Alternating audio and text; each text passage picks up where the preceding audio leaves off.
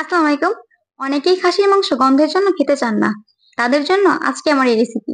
এখানে আমি একটা প্লেটে কিছু পরিমাণ দারচিনি, এলাচ, লং, জিরা, তেজপাতা আর ১ চা চামচ পরিমাণ সাদা গোলমরিচ এগুলোকে এখন আমি ব্লেন্ড করে নিব।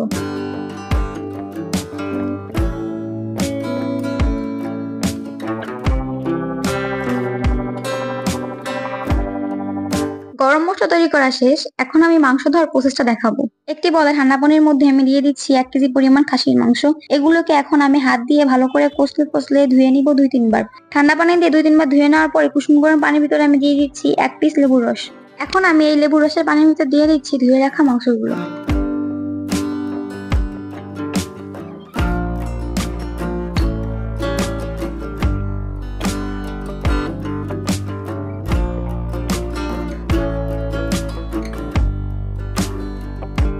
মাংস ধোয়া শেষ। এখন আমি এর ভিতর দিয়ে দিচ্ছি সেই ভিডিও শুরুতেই তৈরি করে রাখা গরম মসলা, ২ চা চামচ আদা বাটা, ২ চা চামচ রসুন বাটা, দিয়ে দিচ্ছি ১০ থেকে ১৫টা কাঁচা মরিচের পেস্ট।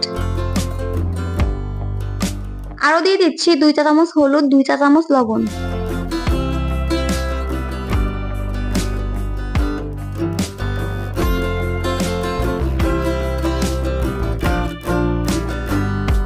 এখন আমি দিয়ে দিচ্ছি ১/২ কাপ পরিমাণ সরিষার তেল। তেলটা দেওয়ার পরে ভালো করে মাংসগুলোকে মাখাতে হবে, যেন মাংসের গায়ে মশলাটা খুব ভালো করে মাখে।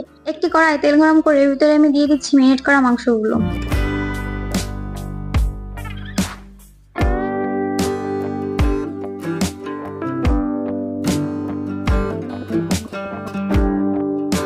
মাংস কষানো শেষ। এখন আমি এর ভিতর দিয়ে দিব ১ কাপ পরিমাণ ছোট রসুন, ১ কাপ পরিমাণ চুই ঝাল।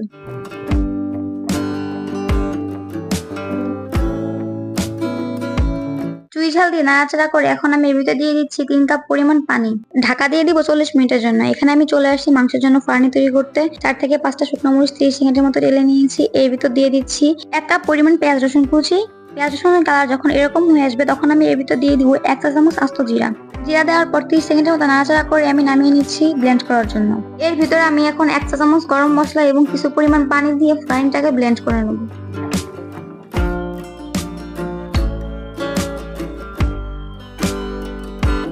পুরানি পেস্টটাকে মাংসের ভিতর দিয়ে নাড়াচাড়া করে নিলেই তৈরি হয়ে যাবে আমাদের সেই কাঙ্ক্ষিত গন্ধমুক্ত খাসির মাংস। ভিডিওতে আমি যেভাবে দেখিয়েছি আপনারা যদি এভাবে খাসির মাংস রান্না করে খান তাহলে আপনার খাসির মাংসে একটু গন্ধ থাকবে না। আজকের ভিডিও এই পর্যন্তই। বিদায় নিচ্ছি। আল্লাহ হাফেজ।